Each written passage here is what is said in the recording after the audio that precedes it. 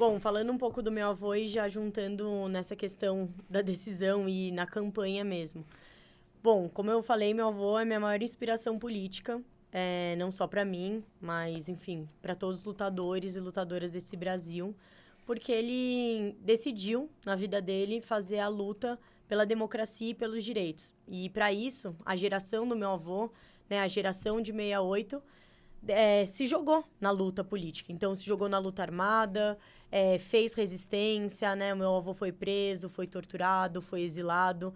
E, de certa maneira, esse movimento, né, junto aí aos movimentos sindicais, depois mais para frente, aos movimentos populares, conseguiu acabar com a ditadura militar, que foram tempos muito sombrios do nosso país. Então, eu cresci com meu avô, falando muito de política, mas não só daquela política do passado, a política também do presente, porque a luta para colocar o governo Lula em 2002 foi gigantesca no nosso país. A gente passou por um processo de redemocratização, mas não existe democracia sem povo. Então, o primeiro operário chegou no poder. E meu avô foi uma das pessoas que ajudou a construir o PT, ajudou a construir as políticas públicas, né, do governo Lula. Então, eu cresci muito ouvindo essas histórias, né? Quando eu entrei em 2012, a gente ainda tinha o governo Dilma, né, na universidade. E eu lembro muito bem que as eleições de 2014 foi o início ali do que deve ser, acho que pra gente, né, do que é o início do golpe, porque em 2014 a eleição foi questionada pelo Aécio Neves, pelo PSDB, e era um viés, assim, negacionista também, de descrédito da política. Então, o PSDB, naquele momento, errou muito politicamente por não aceitar o resultado das urnas. E depois a gente teve aí o golpe, né?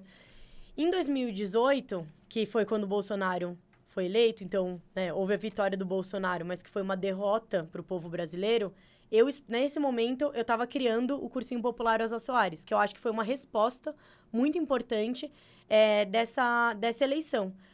Significou a eleição do Bolsonaro de que a gente tinha que dialogar, sim, com as periferias, dialogar com o povo.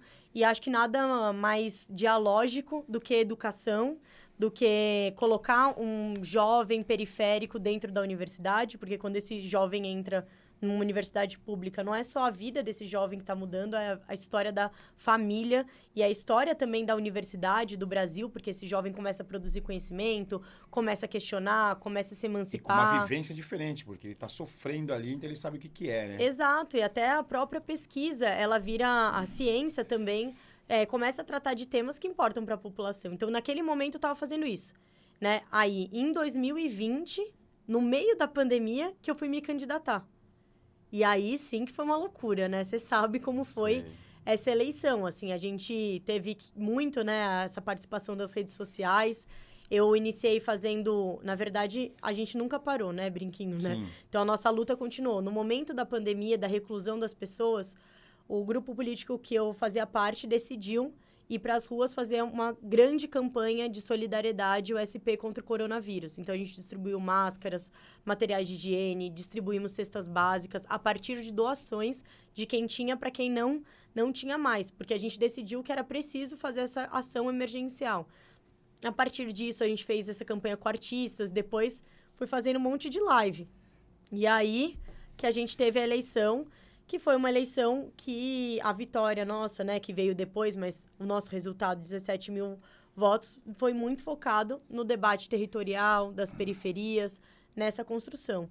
Então, foi uma campanha muito dura, porque começou na pandemia, mas que depois teve essa abertura, né, aí que a gente foi ver só no ano depois, seguinte, né, em 2021. Mas a gente aceitou esse desafio, porque a gente percebeu que era preciso, né, não só derrotar o Bolsonaro, o bolsonarismo, mas que era preciso também, se a gente quer mudar a política, entrar na política. Então, foi nesse momento que eu me coloquei à disposição aí da luta. Muito bem claro.